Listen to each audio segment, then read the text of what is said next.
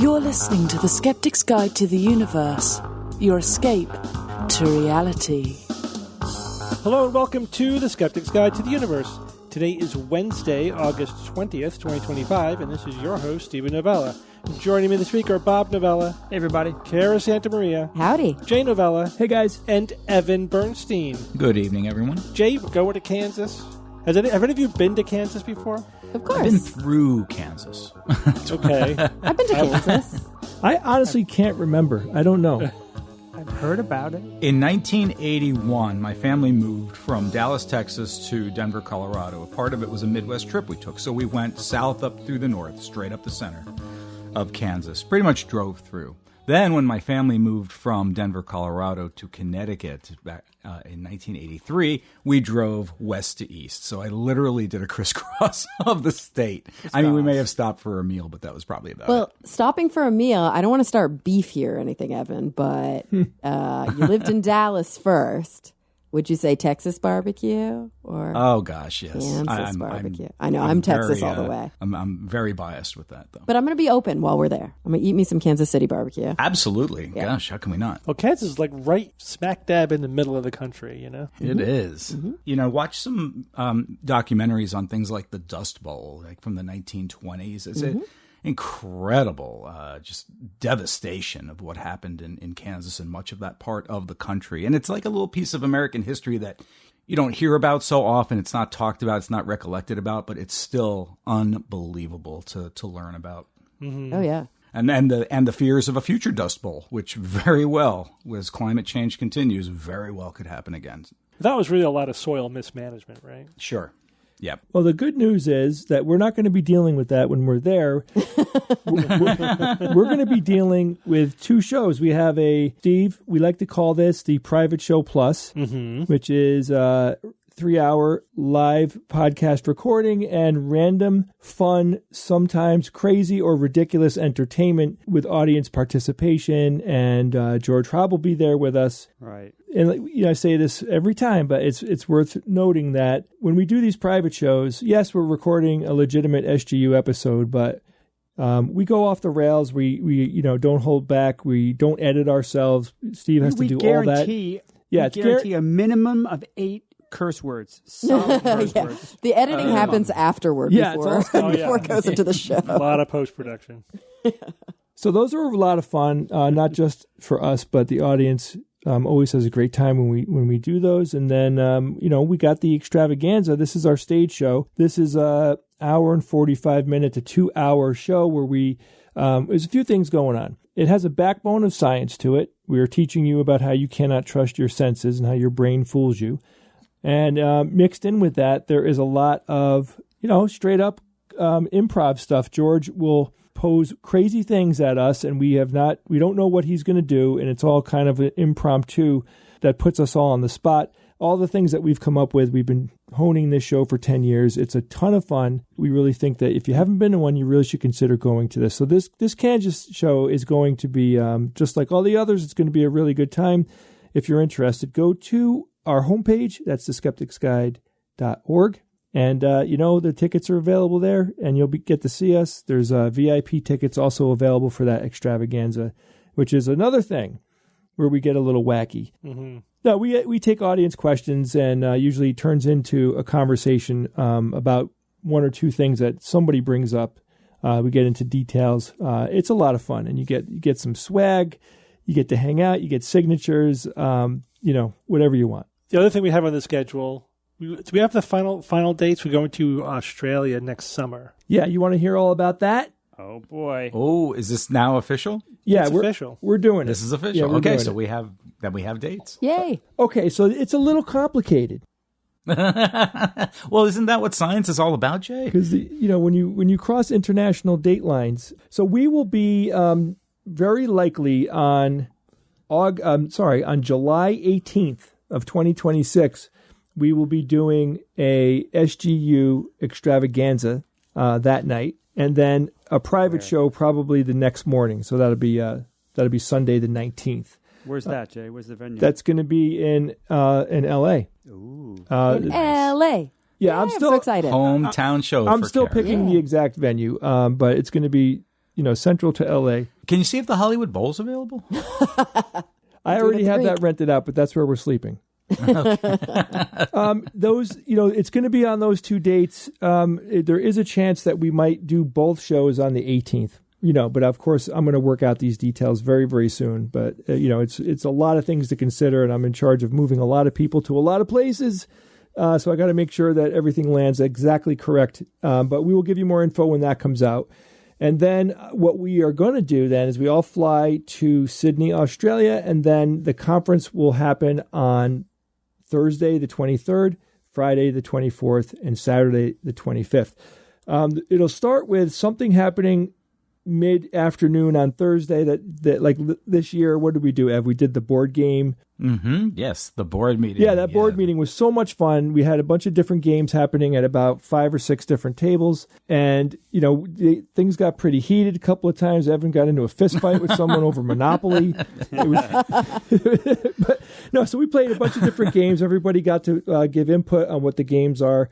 But the real thing is that we're getting, kind of lubricated up for the conference. And typically, and we're very likely going to do the Thursday night VIP that morphs into a celebration for everyone to join at some time on Thursday night. And then 2 full days of programming.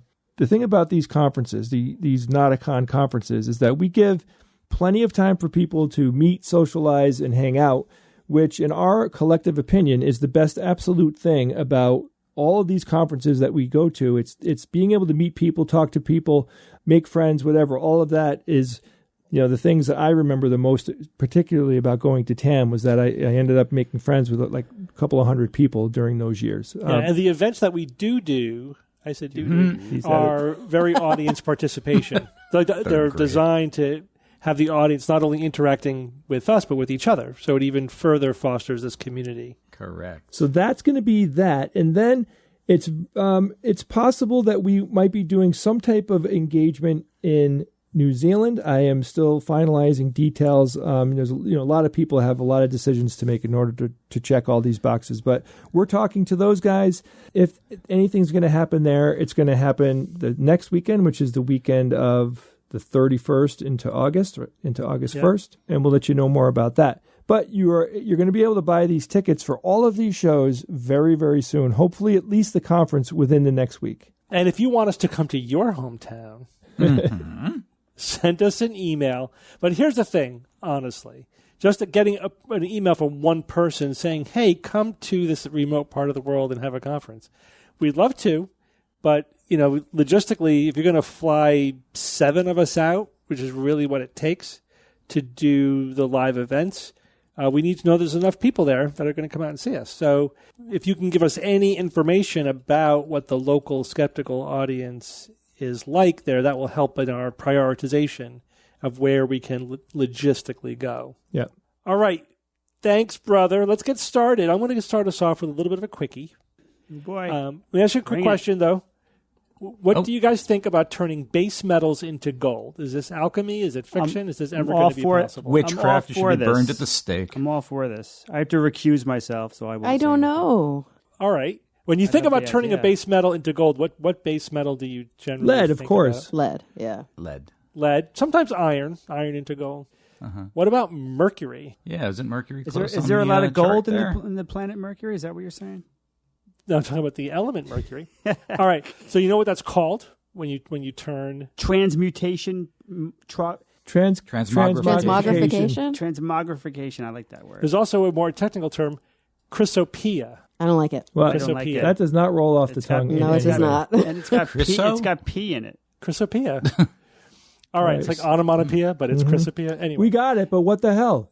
So, all right. Some silly physicists have published. This is in the archive, so it's a preprint. I love it. Right?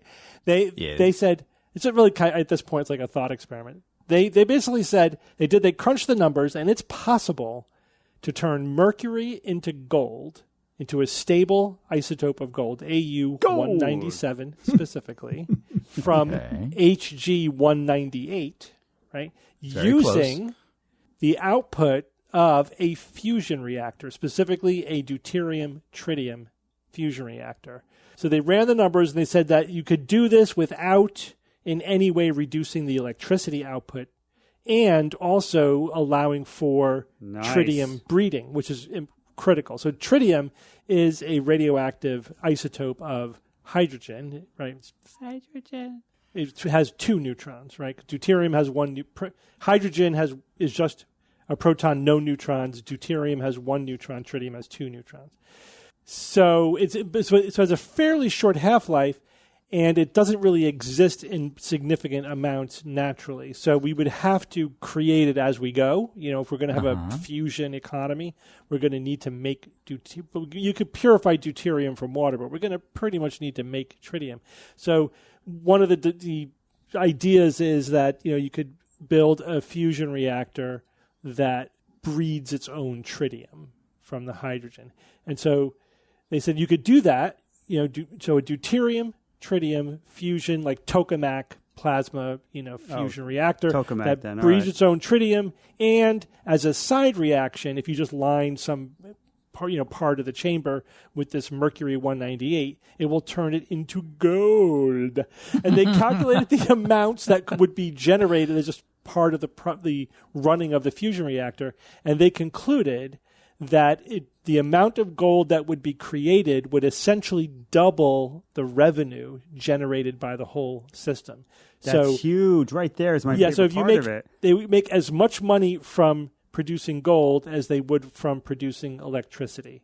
That is freaking amazing. But it's not the price of gold plummet.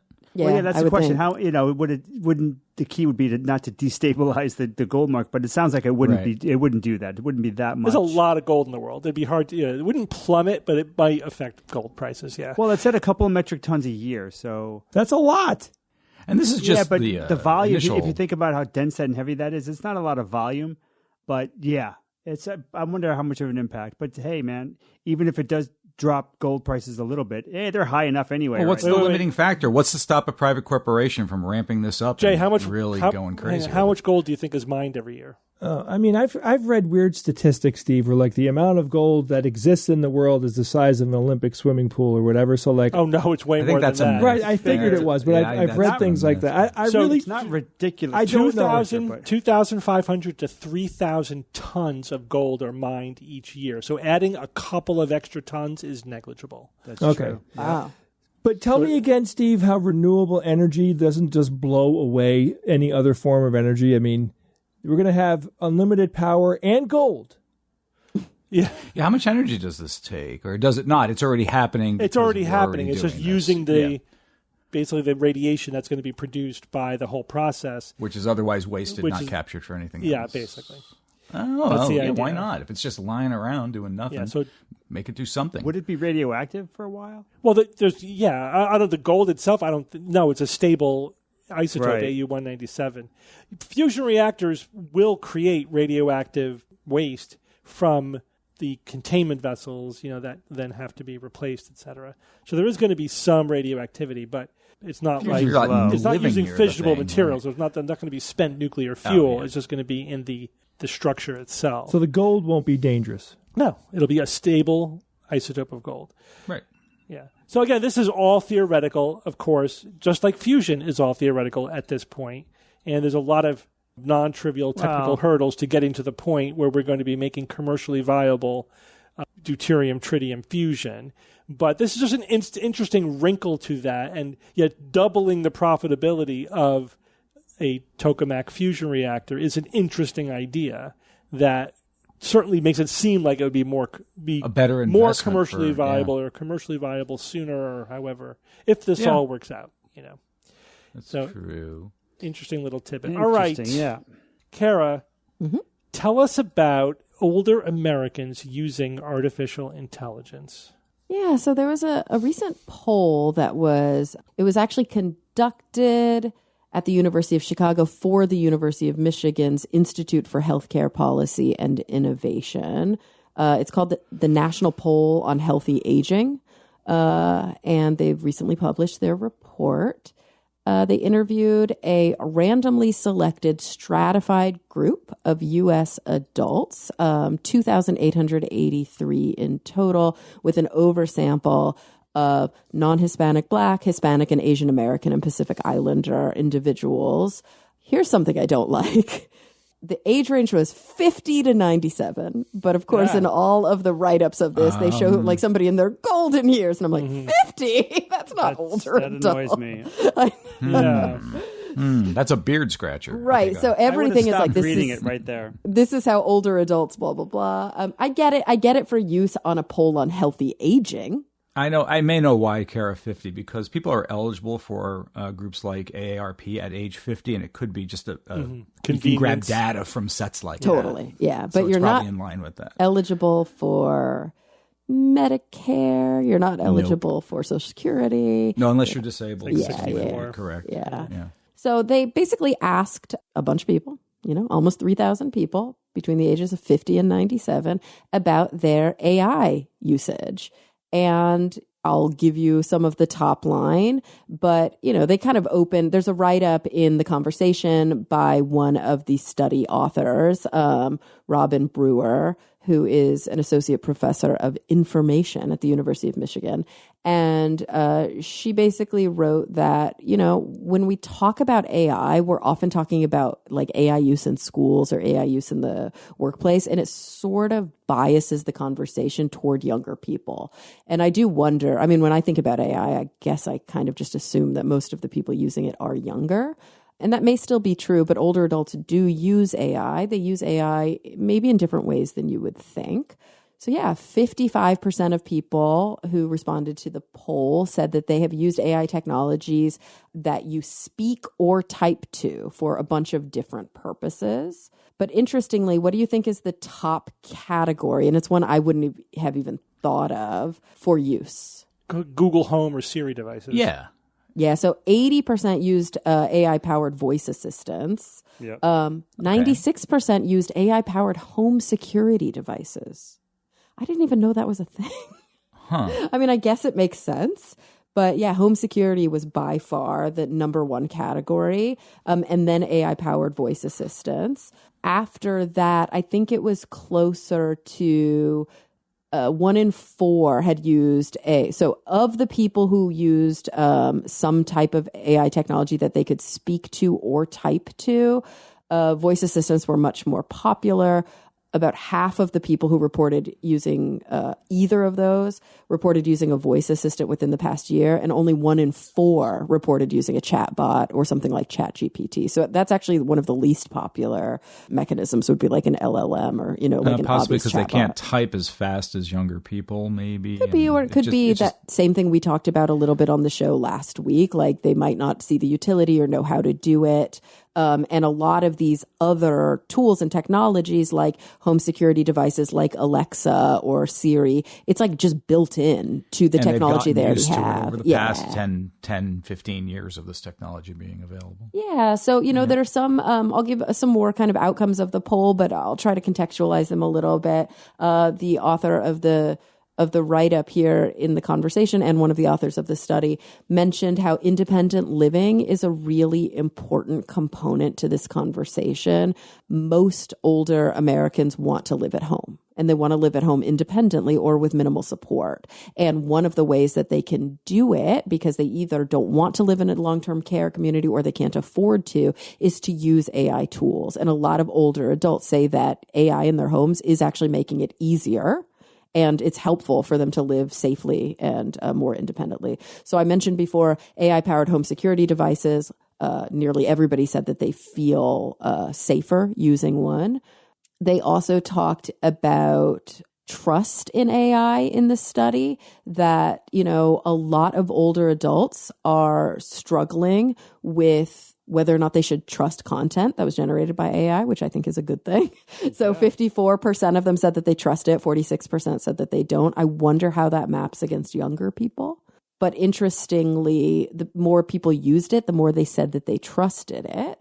Also, there are demographic differences in older adults who use AI. Who do you think is more likely to use it? More educated people. Yeah, those with higher income and those with more education tend to use AI more often, which, follows the same patterns of most technologies, right? Mm-hmm. Like they're going to be more likely to use smartphones and to use tablets and to use different things as well. Not a surprising result. Yeah. And so some more interesting things here, though, like there are some tools, they talk about how AI literacy tools are probably really important for older adults. In the survey, 9 in 10 people said that they wanted to like some sort of label on AI generated content. And we do see that now, like when you go to Google and you search for something and they give you an AI overview, it's labeled AI overview, right? And different states have different policies, but it seems like a lot of the enforcement, at least from this write-up, tends to be required only in political ads, and it varies by state. But other contexts, there doesn't seem to be a lot of regulation around whether or not you have to say if something was AI produced. So yeah, a lot of older adults are pushing to say, no, I think I need to know because I'm not as good at telling the difference between something being authentic and something being produced, or I shouldn't say authentic, but something produced by AI and something produced by people. And so they talk a lot about how, AI can really support healthy aging when used, appropriately and when there's good training on how to use AI. Interestingly, only 12% of the respondents said that they used AI for social connections. Still not as much adoption, like using kind of like social media or using different apps. 14% say that they've used AI to receive health information. And I think that can be really empowering, especially when used appropriately. I love that 11% said that they used AI to create text or images. So, nice. I mean, it's a low number, but like the fact that they're using it in that way. Good for them.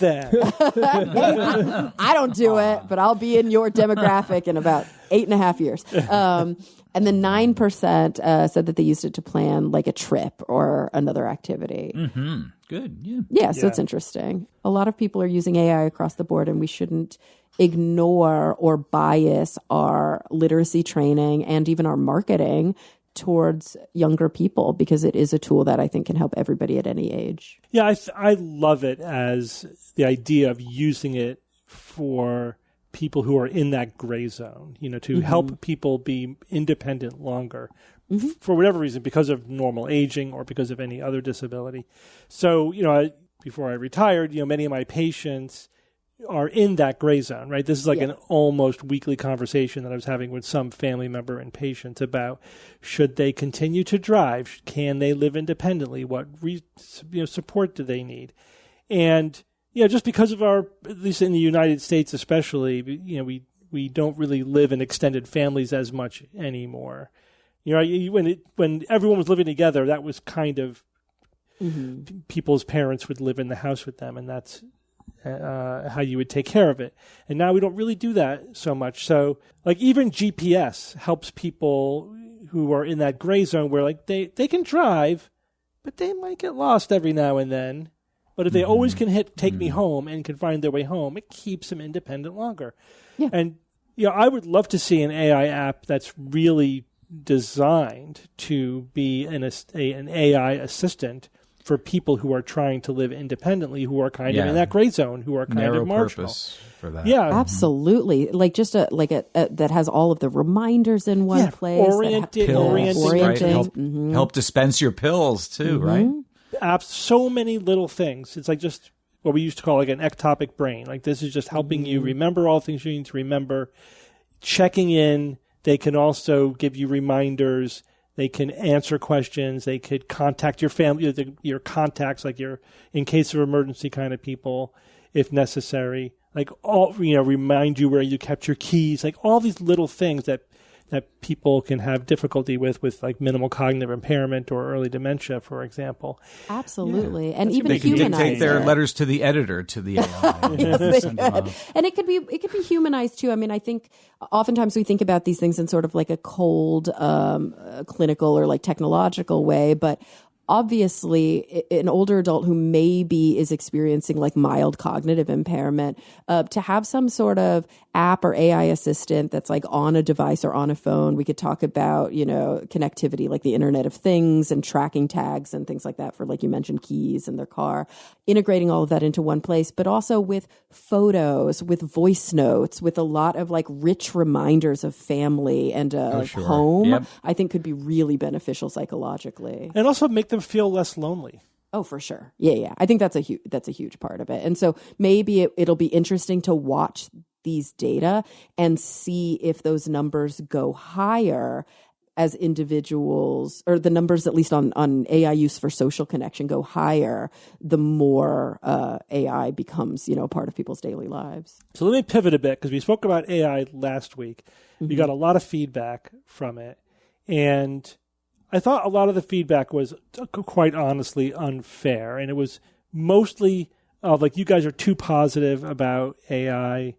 And like you didn't mention any of the negatives, and it was like you were as a commercial or you were just gullible, all this stuff.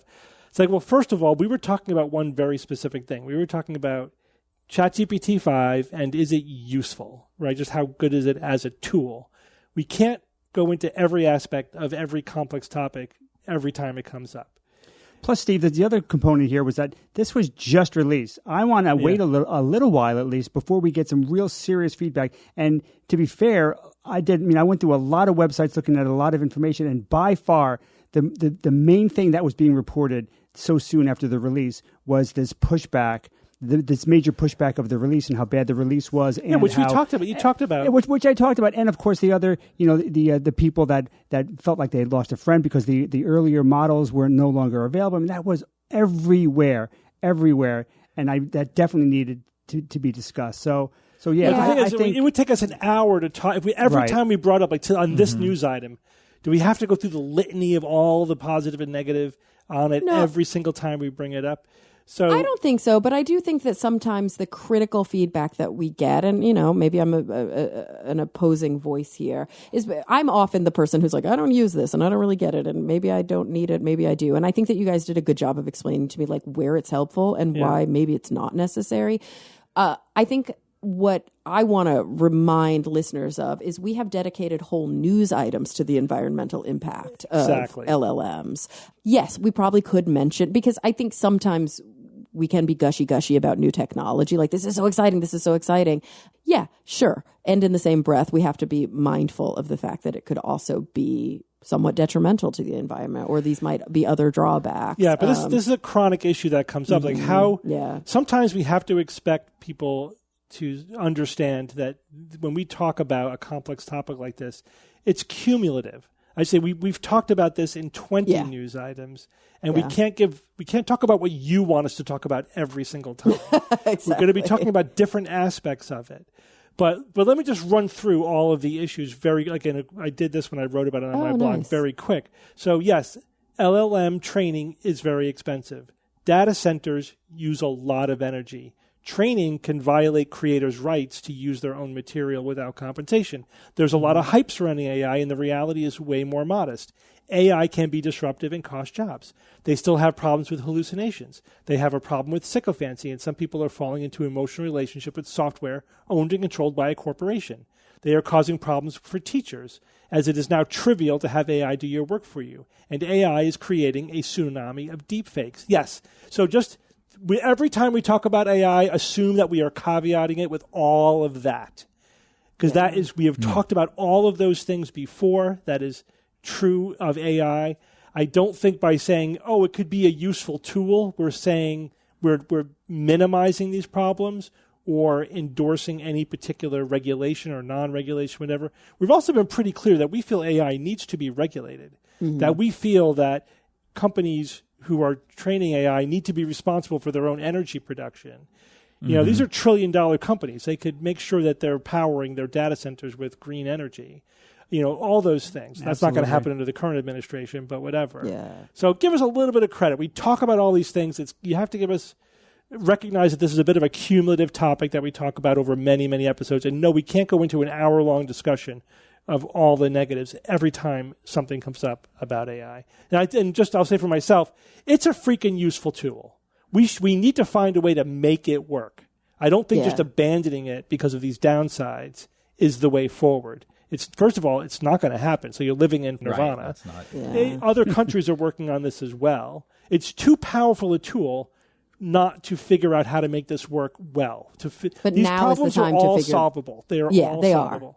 But now is the time to solve those problems. Yeah, And absolutely. we don't want to get so deep that we go, oops, because we are aware of it. And it is a clear, it's different than the certain decisions that were made during the Industrial Revolution when we had no idea. I mean, Right. we probably did, but we know this. We know all of these issues, and we need to be aware of that. and Totally. Yeah, calculate none of it us into are the cost. endorsing the move fast and break things approach or the just let them run wild and no regulation and, Yeah. the tech bros will sort it out. None of us are endorsing that approach. But the need for moral purity, I feel, is behind a lot of this. You could say, yeah, these are the downsides and some of these are very serious and still say, but it is a damn useful tool when used properly. That's the thing that I can be think both. is Yeah. so dangerous about that type of, and I'll use an informal logical fallacy, that type of black and white thinking. Yeah. Is that we do it with fossil fuels too. We can talk about all the dangers and all of these things, but we couldn't just turn off the tap tomorrow. Civilization would collapse. Yeah. We do rely on these things, and we need to work in a way to obviously making our entire energy structure more sustainable. But I think there's a tendency for people I might be more critical and less excited, and you guys might be more optimistic. But we are all talking about both sides of that. Yes. But there's a tendency for people to hear me be critical and be like, Kara's anti-AI, and hear you guys being excited and be Yeah. like, you are so pro, you're not even looking at the negatives. And it's no. We're all somewhere in the middle. Yeah, we're all doing both. Yeah, the same thing yeah. happens whenever Musk comes up, right? Because he's such a divisive figure. Oh, yeah. If we say anything positive about him, then we're a Musk fanboy. If we say anything negative, then we're a Musk denier and are hating on Musk. It's no, he's both at the same time. Yeah. He's a complicated dude who has done some great things and some horrible things at the same time, and our feelings about him are complicated. And we're just trying to appreciate the full nuance here. But you got to give the devil his due, right? You always got to call it like it is, good or bad, and most of reality is a mix of good and bad. I say Yeah, most. and the Some people cybercar sucks. Oh yeah, it's a spectrum. I love my Cybertrucks. Tesla. Shades of gray. I think Cybertrucks are ugly, right? Oh, yeah, come I on, love they're SpaceX. horrible. I don't like Musk's, mentorship of X, formerly Twitter. Whatever. The guy is problematic. But anyway. Wait, can I say what I think about him? Yeah. Go on. Oh no. To me, he did a slippery slope. This guy slipped down some crazy pathways here and did some horrible things with the U.S. government. That wasn't really an invitation to dish on Musk. I was just bringing him up as an example. I'm with you. I'm with you, Jay. He is. Yeah, he's a world recognized example. I get that. Yeah. Easy to make an example of. Right, but there's a big sense I get with a lot of these emails. No, it's got to be all good all the time or all bad all the time. Yeah, purity. Because there are people who will not give Musk credit for the things that he has done, which I think is wrong. You got to give him credit for bringing Tesla to what it was. He didn't invent it himself. He wasn't the engineer, but he did invest his money in that and pushed it through years ahead of what would have otherwise happened. You got to give him credit for that. And even if you hate everything else about him. Yep. History and science are replete with examples like this of people who have done wonderful things and at the same time, either later in life or Washington whatever, they did owned horrible slaves. stuff. Deal with it. You know what I mean? Right. It's complicated. Linus Pauling. Linus Pauling was a great scientist who became a crank in his later years. Deal with it. But You're right. yeah, just but we feel so uncomfortable, having that to be able to say that there's good and bad in people. We just like there to be this morally pure narrative. Anyway, Welcome to reality. Jay, tell us about semi-solid state EVs. Yeah, I keep up on these. We all like to talk about the latest battery technology and what's happening. There's a ton of money being spent on battery technology, and there are some goals that the industry is trying to get to. And of course, like everything else, that whole 5 to 10 year thing is always hovering around any of these claims that are being made. So I thought I'd clarify some things that are going on right now.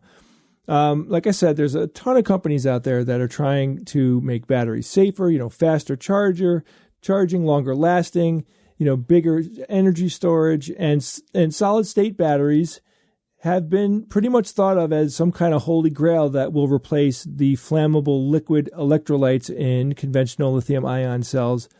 And, it seems like this is true. So far, everything is pointing to these batteries will be much safer. They should have the capacity increases that we want. But there are some things that are going on here that I think you should know about. There is a Chinese automaker called SAIC, or SAIC. This is under its MG brand, and they announced the launch of the MG4 EV. This is a vehicle of theirs with a semi-solid state battery. This was developed by, and forgive me for my pronunciation, Suzhou Qingtao Power Technology, and it's been promoted as the world's first production electric vehicle to carry something close to a solid state battery. And I will remind you, though, it's a hybrid battery. It's a hybrid. Which is fine. It's not fully solid state, but it's taking, serious steps in that direction. They're calling it like a technological bridge, then a final destination. That's all good. The creators of the battery say it has better cold weather performance, a longer life cycle, enhanced safety compared to traditional lithium-ion batteries. These are all good things, if it's all true. What about the specific energy density? Yeah, I'll get into that. Okay. At the same time, Nissan announced a partnership with LICAP, LICAP Technologies to accelerate development of an all-solid-state EV battery with a goal of commercial production around 2028. Now, that is sub 5 years. And anything that goes below that 5-year mark, my ears perk up because it makes me think, okay, they're definitely not in the pipeline. It's not just a theory. Correct. Yes, things are actually really happening here. So meanwhile, another company, QuantumScape, which is a well-funded U.S. startup, they revealed a new, Cobra process for producing ceramic separators, right? What's a ceramic separator? These are thin, heat-resistant membranes that go inside of a solid-state battery that keeps the anode and the cathode apart while allowing the lithium ions to pass, making the cells safer, more stable than the current ones that have plastic films in that same position. Sure, these could significantly improve manufacturing speed, which is a huge part of the problem.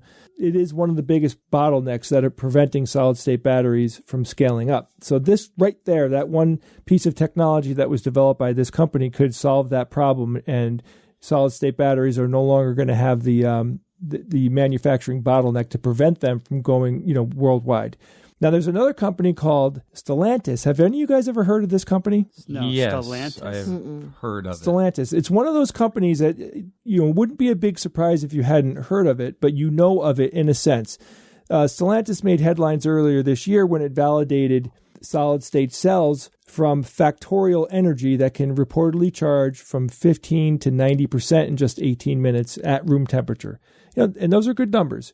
Now, what is Stellantis? They are ranked among the world's largest car makers, and this year they are the 5th largest in global sales volume, and they own 14 car brands, and I'll just name some of them here you might recognize: Alfa Romeo, Chrysler, Dodge, Fiat, Jeep, Maserati, Peugeot, Ram trucks. That's not all of them, but that's the ones I thought most people would know. Incredible company. They own all those brands, and this is a huge player in the car market. So what we're seeing here is that there is real potential. There is real growth happening. They're making improvements, and they're knocking down these hurdles as the years go by. We don't have anything right now that is like, here it is. We've got a finished product, and it's this much better, and all these, all of the traits that it has blow away what we currently have. We're not here yet, but I do believe that is coming. So there's a payoff for them to develop this new technology, because solid electrolytes could allow for denser energy storage, which is a big deal. And it also means that the batteries could be lighter and longer range. All these properties are super important to batteries. They can suppress dendrite formation. We've talked about this on the show several times. These are like these needle-like lithium growths that can cause short circuits in the lithium-ion cells. Very, very bad. We don't want any of that going on. And without the flammable liquids inside, the risk of horrible fires happening significantly drops. Wait, are they flammable or are they inflammable? They're inflammable means the flammable. the current batteries we have or it doesn't. are flammable. If you haven't seen a video, look up a video of batteries catching on fire or whatever, and it's crazy what happens. It's very flammable when the battery is compromised. So these new solid state batteries are supposed to be much, much, much less flammable. And again, like imagine if they're using these on future electric airplanes or electric flying vehicles. You don't want to be up 300 feet, 1,000 feet, whatever, and have a fire happen. That's like snakes on a plane. Like no good, don't want it. We got to do everything we can to prevent that. On the consumer side, faster charging could help make EV ownership feel more like filling up a gas tank, which is great, right? Because it's essentially how much time is it going to take? I went through this with Steve when we went to that conference together about a month ago, and it was really not that big of a deal to charge up the car. It was fine. We had lunch. Well, so what they're saying is, the newer batteries, you plug in for 10 minutes and you'll get most of your range back, which is really nice. They say for grid scale storage, the solid state batteries can make renewable energy more practical. This would be by storing larger amounts of energy, safer, longer periods, everything. It's got all the features that we want to hear about. So to look at this with a hard skeptical angle, there's a couple of catches here. We've been here before. Solid states have been 5 years away, like I said, for over a decade. These laboratory breakthroughs that we hear about in the news, I'm reading probably all of them, right? I'm sure you guys are reading them too. They rarely translate into mass production because, they're talking about like, hey, we achieved this, but, they haven't achieved mass production, which that's where the tires hit the road because, great, you can do it in the lab and it's really small, but you want to build them out, make them, have a huge amount of storage with all the other properties that we want. Most advancements don't make it in regards to everything when it comes to technology of any kind. However, the MG4 has the semi-solid solid state pack. It's impressive. It offers energy density similar to existing lithium-ion batteries. Scaling up solid electrolytes, it's difficult. It's a very hard thing for them to figure out. The solid-state manufacturing defects can easily ruin their performance. To produce large quantities of these batteries at a reasonable cost, this hasn't been fully demonstrated. Even if Nissan hits their 2028 goal, the batteries won't instantly replace lithium-ion batteries across the industry like we were all hoping. Again, the adoption is going to be gradual. As the costs slowly drop and the supply chain constraints slowly go away, we should see these batteries like picking up momentum. But it isn't going to be wake up in 3 months and they got it, and the next year your EV is going to have it. That's not where we're at. We have to get confirmation that they can be mass produced at a competitive price. That's huge. We need them to show real-world improvements in their range and their recharge cycle life, and they have to be independently validated for safety and performance. So as critical thinkers, that's what we're looking for. So watch out for the claims, be mindful of the fact that technology is progressing, and we're looking forward to hearing, what happens over the next 2 to 3 years. Now, let me give you some numbers, Steve. You asked for numbers. The new solid-state batteries that we're talking about here, they're expected to be 20 to 50% higher energy density compared to today's typical lithium-ion packs. So right? Do you have a watt hours per kilogram? Well, I'm going to tell you mileage just so you can understand it. It's more readily accessible because watt hours might mean something to you, but I bet for most people that listen to the show, it doesn't really speak that much. So let's just talk about miles. The current batteries we have, 250 to 350 miles or 400 to 560 kilometers per charge. For mid-range EVs. The first version of the solid-state batteries that are expected to come out, 400 to 450 miles or 640 to 725 kilometers on this with the same battery weight. But with the same vehicle, I'm assuming, all the other variables being the same. But keep in mind that their density is more, meaning that, because they have a higher density of energy storage, if they bring the weight up to the weight of current batteries, I think that's where we're getting the gain from, right? Because it's, you want to compare the weight to weight because it really, with batteries, it comes down to how heavy they are. Yeah, or you could give the watt hour per kilograms. Yeah. So I'm like a lot of other things going on, mRNA technology, CRISPR, fusion, all these things. Like I'm hopeful, I'm sitting in the wings, I'm waiting for, the right people to say, we got it. It's not, happening across the board with all these technologies. What we are seeing is slow incremental process, which tracks perfectly with everything that is going on with science and technology advancements. All right. But let me, Steve, what do you got? No, let me come back to you, because now when I'm looking up the watt hours per kilogram, which is now you're comparing apples to apples, of the MGEV semi-solid state battery, they say it has an energy density of 180 watt hours per kilogram.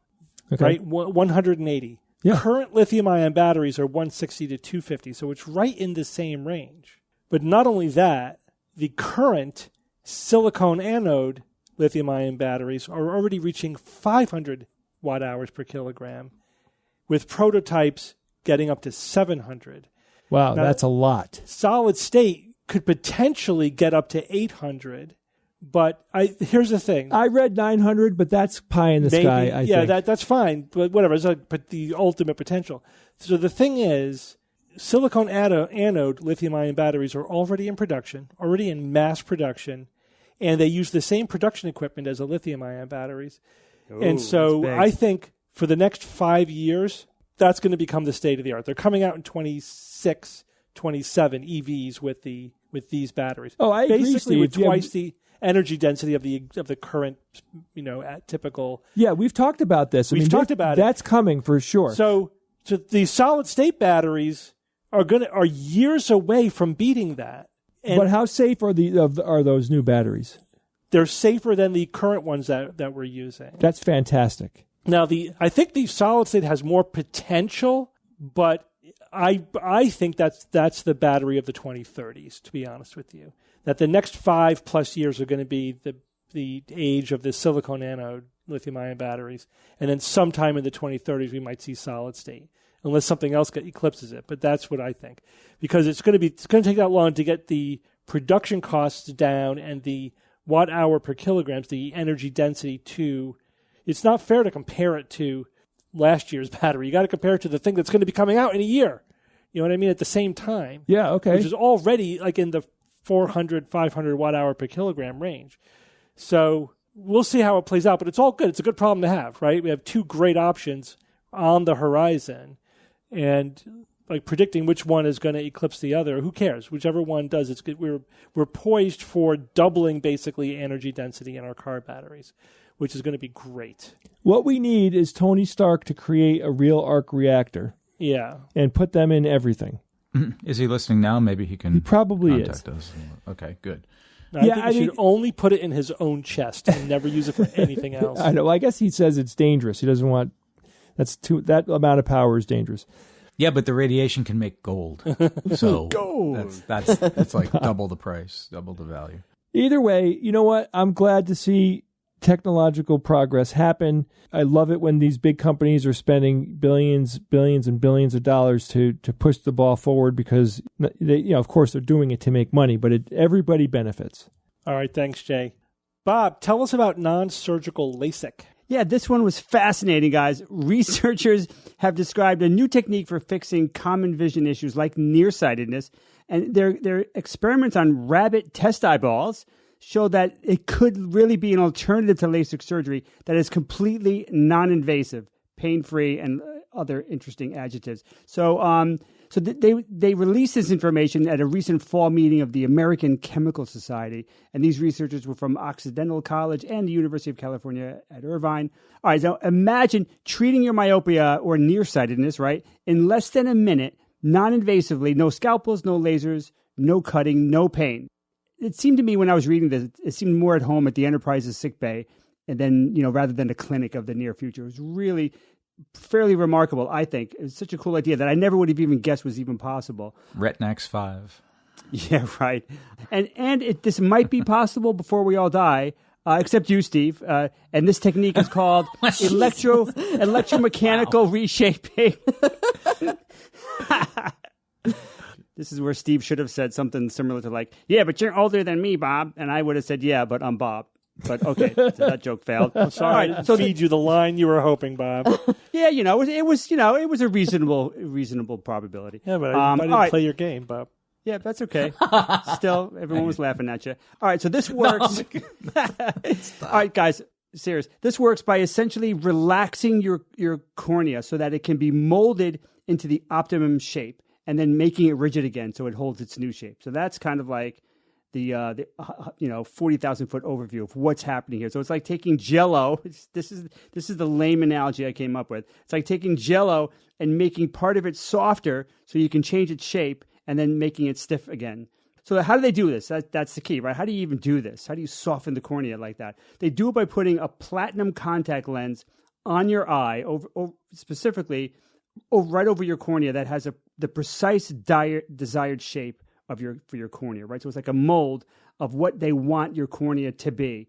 So now the contact lens acts as an electrode, and they apply a small current to it. And then that current, now here's the critical part, the current changes the pH of that part of your cornea that's actually touching the contact lens. And that's really the critical part because some of the components of your cornea are positively charged and some of them are negatively charged. And that attraction, these pieces of your cornea that are attracted to each other, that's what makes the cornea firm and taut. That's what makes it have, the feel. And if you could touch if you put on contacts, you've touched your cornea, it's stiff and firm. That's what's doing it, is these negative and positive charges that are trying to get to each other. But when you change the pH, though, it weakens this positive-negative attraction so that the upper part of the cornea, the part that's specifically touching that platinum contact lens, that's going to relax a little bit. And when it relaxes and de-stiffens, if you will, it makes it fit into that contact lens mold. Can you picture that? It softens up and then it kind of just goes slurp into the contact lens. And the difference between the cornea as it was and the contact lens, the difference is super small. I mean, it's not like this big change. It's really, really tiny. I mean, that's all it takes to fix some of these vision problems. So then what they do is they turn the current off of the device, and your cornea re-stiffens into its new shape, and with no cuts, no tissue damage, and just pretty amazing. So how slick is that? I mean, they say there's no pain, but I think it probably would feel kind of weird, but who knows? Who knows? I'm sure it's pretty. I mean, I've had injections in my eyelid, so this probably would be absolutely not even noticeable by me. They probably, do they make like kind of numbing drops that aren't overly intense? I've had numbing eye drops that they might have to do. I don't know. It seems they've mentioned multiple times that there's no cutting, there's no blades or lasers, so I think it just might feel weird. But I don't know. But I mean, for people for whom it's like it ekes them out to have like somebody pushing on their eyeball or like just that weird feeling, you could probably just numb it. That's true. Yeah, sure. Do the drops. That's fine. They're not. All right. So to test the technique, they tried it on enucleated rabbit eyeballs. And so that means they use just rabbit eyeballs with no other parts of the rabbit attached, ex vivo, if you will. Poor bunnies. So they used 12 of them. They did the electromechanical reshaping procedure on them to correct for nearsightedness on these 12 rabbit eyeballs. All the tests succeeded. There was no trauma to the eye. And then they did subsequent, of course, they did some measurements and close-up measurements of the cornea, and they showed that it was all the corrections that they wanted to get to were absolutely successful. And one of the articles I read showed that it reached it showed a negative 3.12 diopter change in the refractive power of the corneas. So I think I'm not familiar with. I mean, I just have readers. I don't really have regular normal glasses, so I'm not familiar with diopters. But 3.12, I think that's fairly standard. It seems to me they could make almost any change that you would normally make with LASIK, they could probably do with this procedure, it seems. And then they also said that there were some other experiments that apparently show that this procedure can also potentially treat some chemical-caused cloudness to the cornea. There's some, we've all heard of your lens being clouded, but also apparently the cornea can get cloudy. And if that happens, if it gets bad, from what I briefly read on this, is that you would need a corneal transplant. And that doesn't sound like fun. But this technique could potentially treat that as well. So that's pretty much the extent of the the news item in terms of what they've accomplished, where they are right now. So what's the future of electromechanical reshaping? So this is the initial stages of research. They go to pains to say, yeah, we're just really getting started with this. There's still a lot of work to do. Dr. Brian Wong, who's a professor and surgeon at the University of California, described the next steps as the long march through animal studies that are detailed and precise. So what do you think, about 5 to 10 years? So he's like girding his loins. For this type of thing, I have no idea what it could take. I mean, so I'm not even going to throw out a number here. So, yeah. It could be 10 to 20. Yeah, that wouldn't surprise me at all.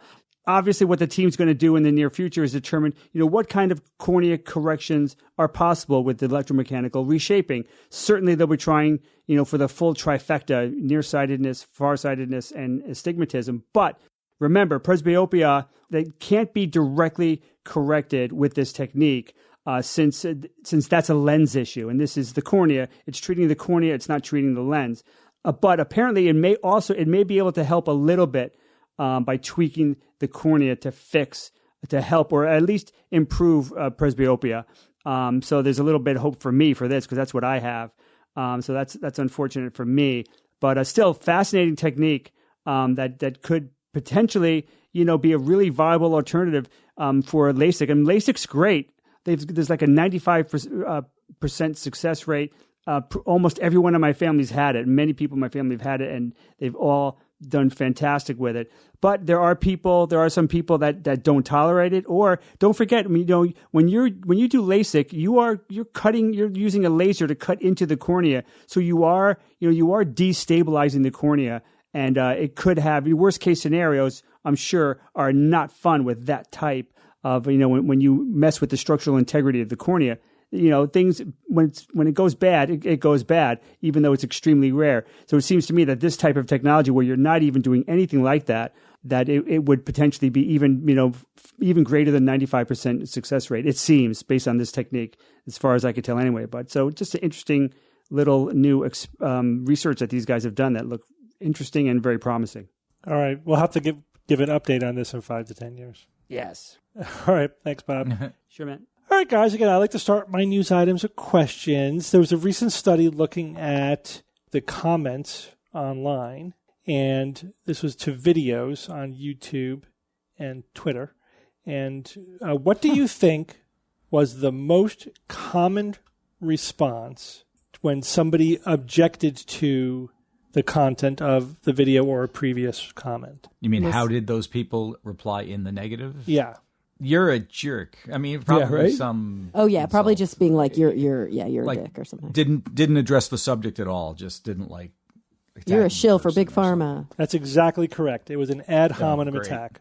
Yeah. That's the most common response online, which I do not find surprising at all. So they examined 6,500 comments, replies to trending news videos on YouTube and Twitter, and identified 7 distinct objection tactics. And they said which one was the most common, and the most common was the ad hominem. So I just want to mainly use this as a jumping off point to talk about that phenomenon. So first of all, I want to make a distinction between an ad hominem logical fallacy and an ad hominem attack.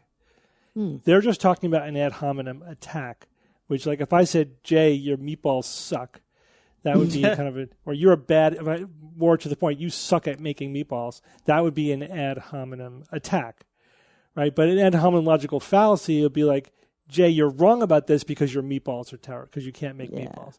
So concluding that someone's wrong because of their negative characteristics is the fallacy. Just saying. Well, it's like what we were talking about earlier.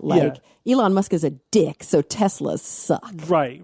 Yeah. Right. Saying someone's a jerk is not a logical fallacy. Yeah. It's just a personal attack.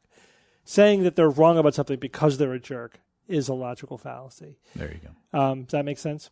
Yep. Yes. So oftentimes I will have people make that mistake. They do the fallacy thing. Like, oh, you're wrong because you're committing an ad hominem fallacy. It's like, first of all, no, they're just calling you a jerk because you are a jerk.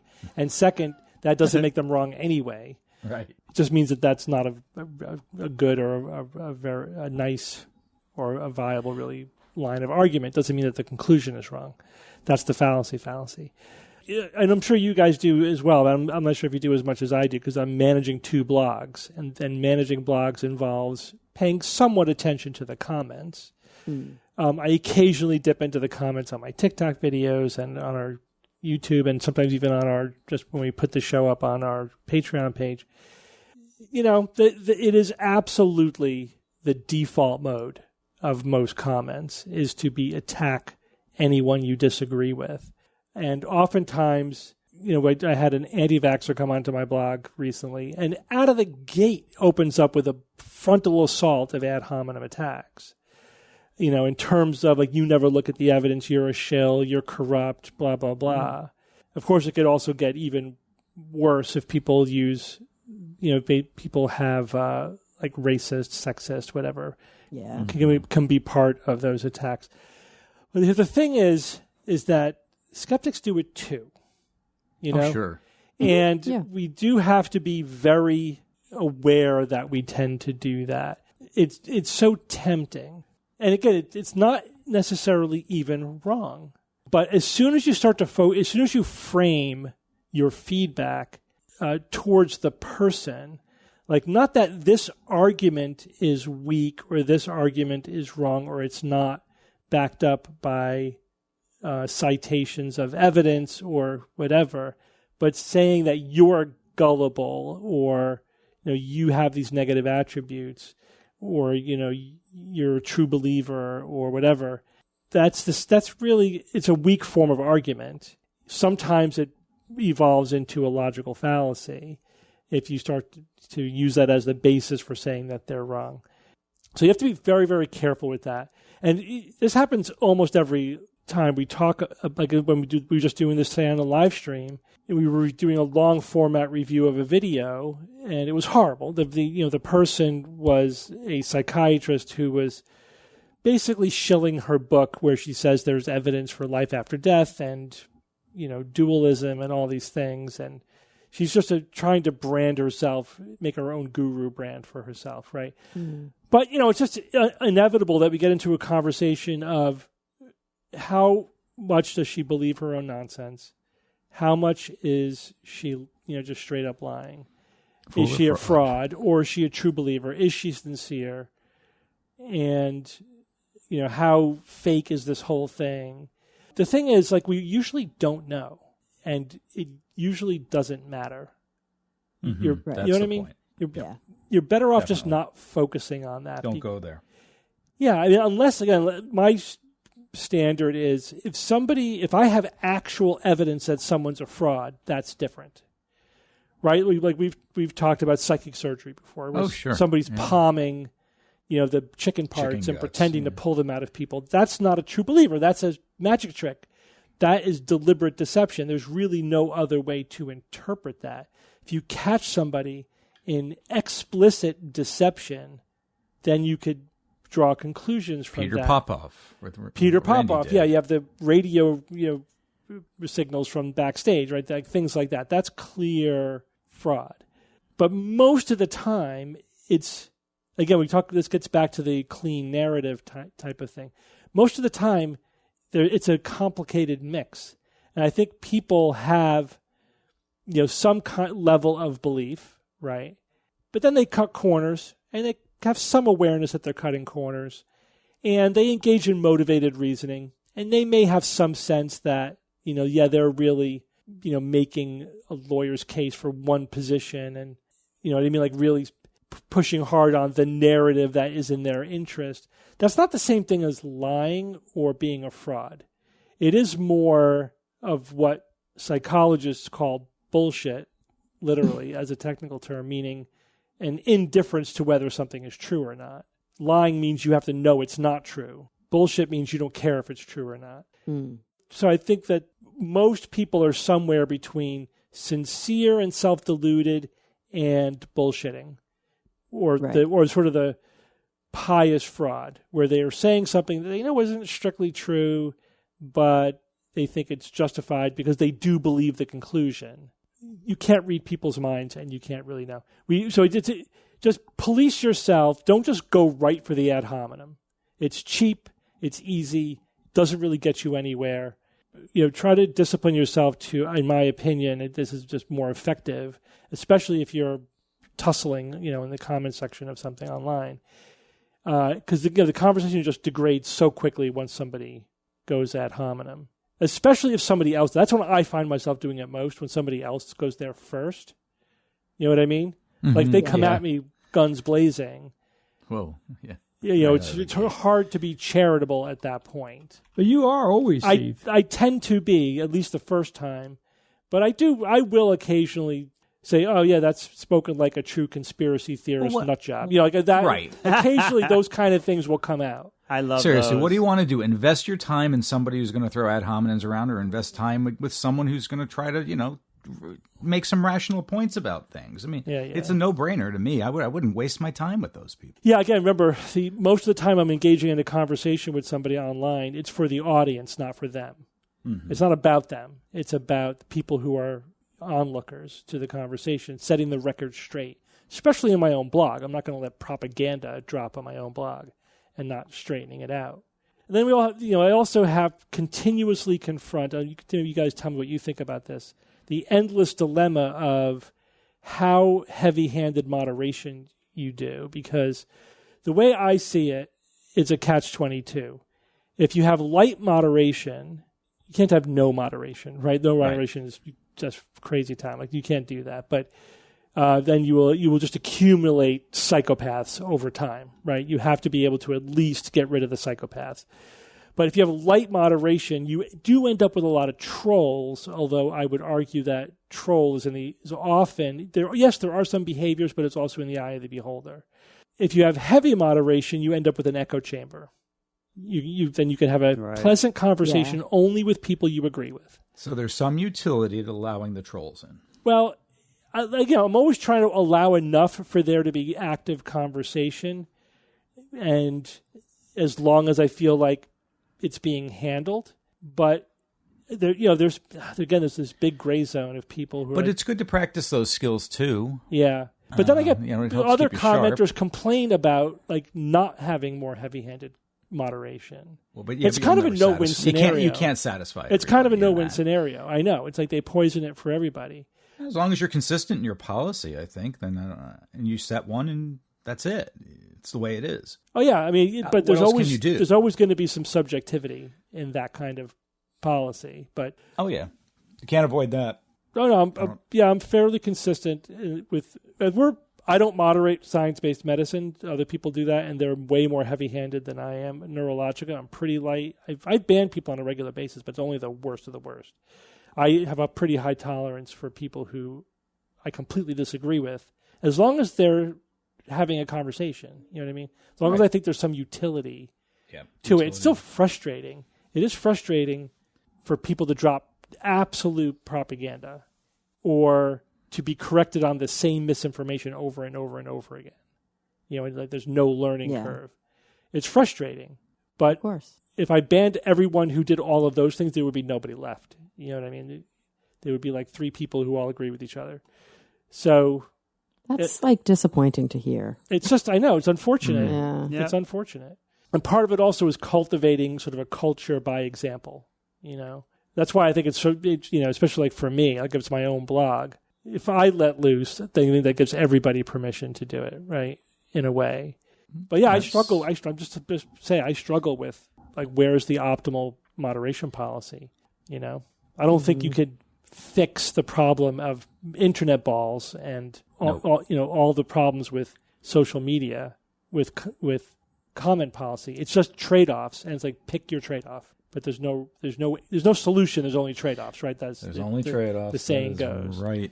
But I do think that this one is kind of a no-brainer. It's just police yourself as much as you can about the ad hominems. It just poisons the conversation. It brings it down. It doesn't accomplish anything, and it earns you a lot of credit for that. It allows you to point out the nonsense and the bad arguments and all that stuff. Anyway, food for thought. You guys have any other thoughts on that? It's tough. I mean, obviously it's not just a problem for you. Oh, I know. It's like a massive experience. This is the exactly. Internet. Yeah, it's like a massive problem. Most people respond with an ad hominem attack. That's just that's how we go. I'm online all the time arguing with people and everything. I mean, I take what you said to heart many, many, many years ago, Steve, and that is you're going to give yourself like, a minute of satisfaction typing, the thing to basically, getting, pushing back on that person. But if you take the high road all the time, and they're the only one that is throwing insults and everything, the people who read it are going to feel that difference significantly. Mm-hmm. The other sort of guiding principle, it's a cliche, but it's true. Don't mud wrestles with the pig, right? Because you're going to lose and they like it. You're just getting down in the mud with them. Gets dirty and they like it. So don't argue on their level. They will, you know what I mean? They want you to argue on that level because all of the superiority of your arguments and your evidence goes away if you're trading personal insults. You've now brought yourself down to their level, basically. That's actually a strategy that they might consciously use, if not, I think, oftentimes unconsciously. They try to trap people? Sure, it's a trap. It's a trap. Yeah, but if you keep it let's just keep it on the level of evidence and logic, that's the area where we have the distinct advantage, or should, right? Mm-hmm. All right, Evan, you have yet another update on 3i Atlas. What is that bad boy doing now? This is going to be in the news until this thing makes its closest approach in October. Until it leaves the solar system. Yeah, well, that too. So I don't know. Is this like one of the main news items of the year? So science news items? Maybe. 3i Atlas. Is it making its own light? That's a provocative claim that has bubbled up around 3i Atlas, which ridiculous. is that newly discovered interstellar visitor. Now cruising through the inner solar system, it might be emitting its own light rather than merely shining reflected sunlight. Now, can anyone guess as to who the prime mover behind this particular claim is? Avi Loeb, of course. Is there anyone else more invested on this planet in this object being a spacecraft? I can't think of a single person. And more on Avi in a minute. And yes, his claims are at odds with the best available observations, which continue to describe 3i Atlas as an active comet whose visible glow comes from sunlight scattering off of dust and gas. A real quick reminder of what exactly 3i Atlas is. That is an interstellar comet, basically, that's coming on through our system. It was discovered July 1 to 2025 by the Atlas Survey Telescope in Chile. Hence its name. 3i because it's the third of these objects that has been discovered. So 4i, 5i will someday make their appearances, but until then, 3i is what we're looking at. It is on a strongly hyperbolic path, and that's proof that it came from outside of our solar system.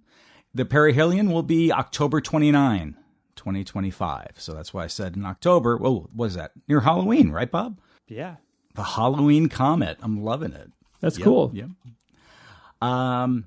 They're still figuring out exactly how big this thing is. Hubble imaging. Hubble's been keeping track of this thing. A few others have as well. But they're saying it's somewhere between about half a kilometer and maybe as large as almost 6 kilometers in diameter. That seems like a wide range, but I guess that's the best that they've got right now. The Rubin Observatory has also taken images of it, and it was analyzed as part of a commissioning study, independently verified that there is no evidence for significant non-gravitational acceleration. In other words, this thing is not propelling itself. It is working under the known forces of gravity and how gravity works. So not a rocket-like push that you would otherwise perhaps see from something that would be of alien design, shall we say. And so multiple teams have now reported these observations. They are consistent with an icy, dusty comet. Water ice features inferred in the coma, material that reflects sunlight rather than generating it. That is where the evidence is pointing right now. But, Avi Loeb has other thoughts. I took one paragraph from his blog from the other day that he wrote about this. Alternatively, 3i Atlas could be a spacecraft powered by nuclear energy, and the dust emitted from its frontal surface might be from dirt that accumulated on its surface during its interstellar travel. This cannot be ruled out, but it requires better evidence to be viable. Interesting thought, and why would he posit that? And or is anyone else really positing that? I couldn't find anyone else who is suggesting that is the likelihood, or really comes into the equation here at all. I suppose it could be, but if you know Avi Loeb, he kind of has a predisposition again for this thing. And so far, all the objects that have come through, one eye, two eye, and now three eye, as being interstellar spacecraft. Heck, he wrote a book about it. Extraterrestrial, the first sign of intelligent life beyond Earth, published in 2021. And he has definitely a history of this. But the data is showing otherwise. And again, this is high-resolution imaging from Hubble Space Telescope, among other observations that have been made. They're keeping a very close eye on this. There's no clear evidence for central condensation from the analysis. It is classic comet behavior, attributable to a star-like point source nucleus dominating the light is not the case. This is definitely what you would see. It's well within the range of how we observe comets and the light it emits. So I really don't know where Avi Loeb is coming up with this, other than he's trying to do some retrofitting here to meet his preconceived Evan, my notions. understanding is that the argument is, so it has a coma and it's glowing, but there's no tail. If it were a comet, it should have a tail. Therefore, it's not a comet. Therefore, it's not a coma, and it's glowing for some other reason. Mm-hmm. But here's the thing. It has a freaking tail. Right? Well, right. That's everything I've read. It's a short tail. It's not a typical dramatic cometary tail, but there's one definite and another probable reason for that. The definite one is that it's not that close to the sun yet. Give it time. We would expect, so the closer it gets, it's the more of a tail it's developing, like a typical comet.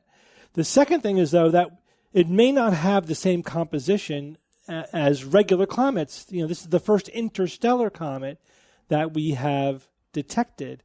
If there's more dust on the comet, on the surface, then that may delay the volatiles becoming gaseous and forming a big dramatic tail.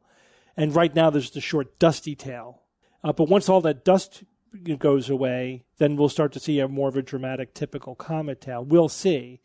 But again, it's all within the realm of astronomy, right? There's no reason to reach for the alien hypothesis here, unless you're, just trying to promote yourself and sell books and get donations and stuff.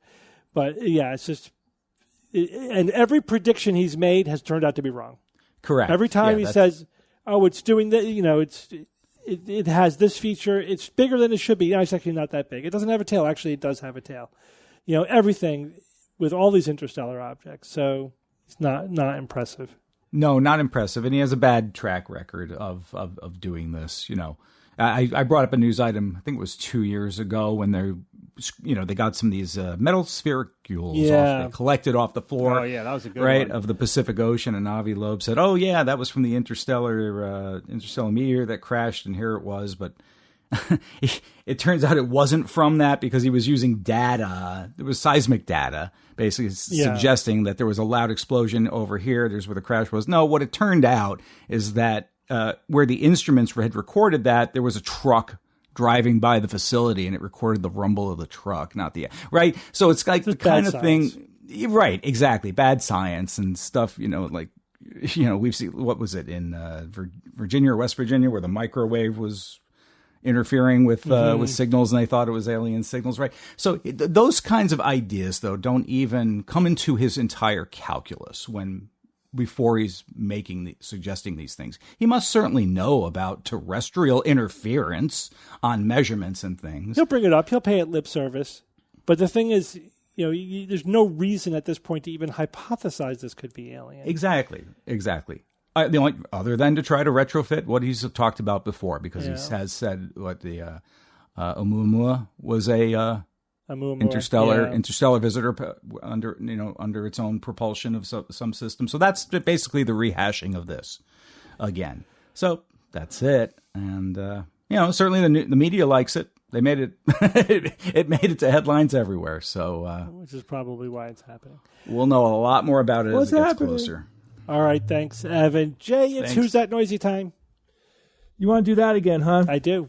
All right, guys, last week I played this noisy.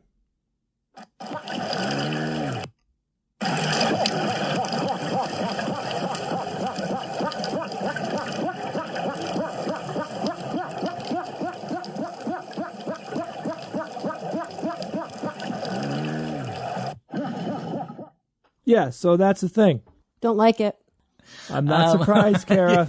Don't like that thing. Anybody want to take a stab? It's some kind of critter, right? Animalcule? A living organism made those noises. Or it's two living organisms. Donald Duck on meth. Right. Somebody wrote in about Donald Duck. Well, the first person here, the name is they gave me their name phonetically, so I'm loading that into my head. So it's Kieran Ruane. Cool name. I said, "Hi, Jay. Greetings from Dublin. First time guessing. This sounds like a duck laughing at a fountain." I thought that was a very on-the-nose guess. Somebody did write in something about Daffy Duck. So there is a duck noise in there. Evil Eye wrote in, said, "I don't know why, but my guess is a pissed-off catfish. I know they can make the sound of chewing rubber, but this guy sounds like he's being noodled." Whatever that means. Cooper Parrish said, "Howdy sounds like an underwater recording of a beaver to me." Okay, so straight out of the gate, nobody won this week, and I was certain that this one was going to be easy. Now, Kara, you're onto something. I know you, and you know me, so what is it? Oh, is it a marine mammal? It is! Wow. My dislike for the noises they make is really consistent.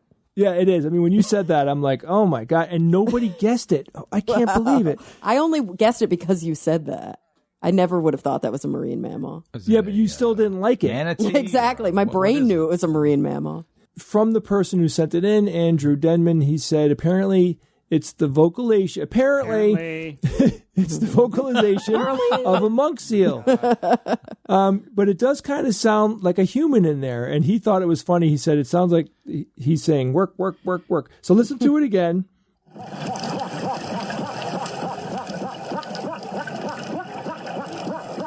Work, work, work, work. It's work, like a work. chant, so it's a Gregorian monk seal. They make lots of other noises. But the underwater noise was there. It has that same sound as like all the other aquatic animals that like seals and stuff. So anyway, I'm surprised, but I'm not disappointed because I know how hard this game actually is. I'm the guy, coming from the guy who knows the answers every single time, like even before I listen to it, I usually know the answer.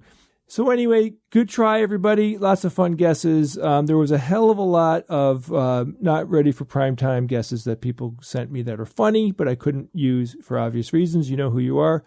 But still send me that stuff because I laugh. We have a new noisy this week. This was sent in by a listener named, and here we go. Good luck pronouncing my name. It's Gabor Fogarashi. Gabor, let me know if I did good on that one. And here it is.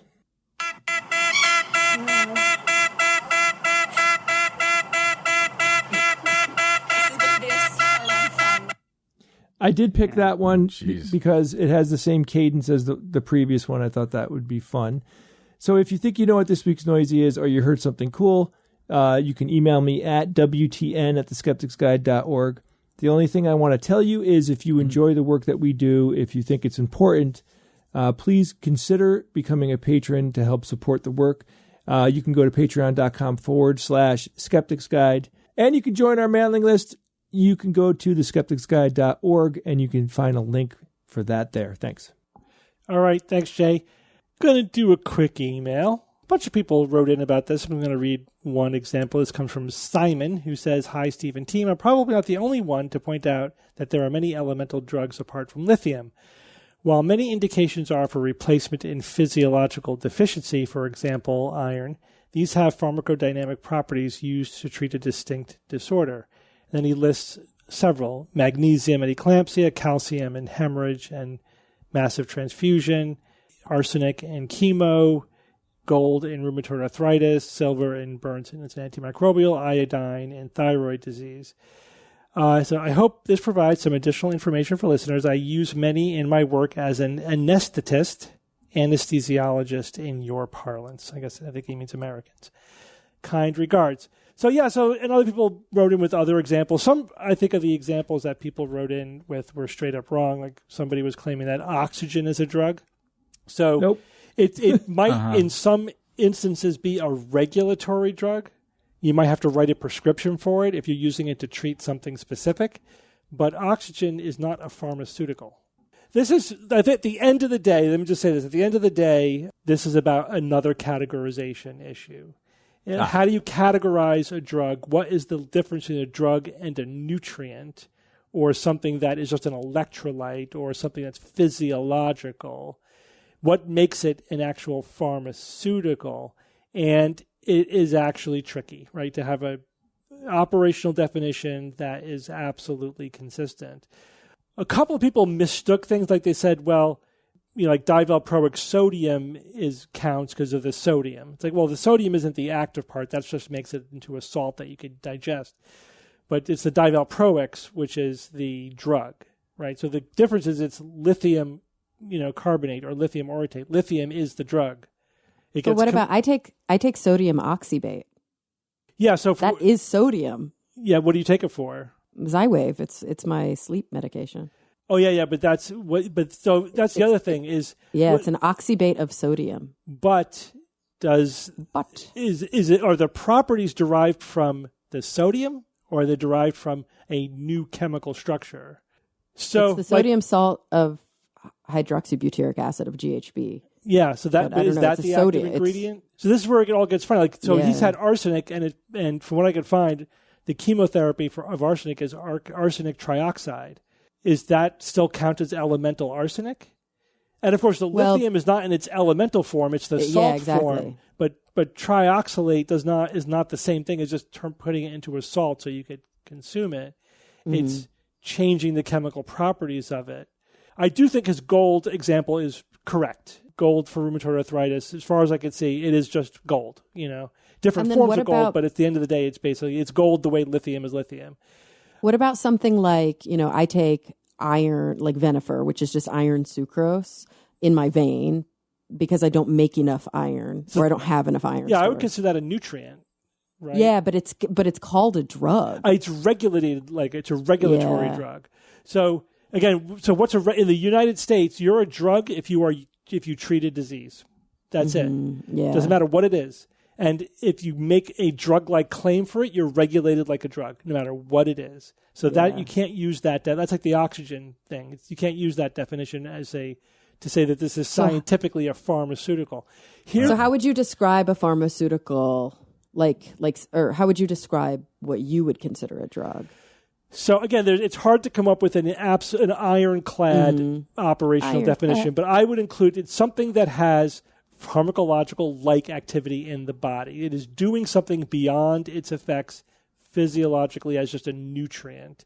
It's not just a source of calories. It's not just a balancing your electrolytes.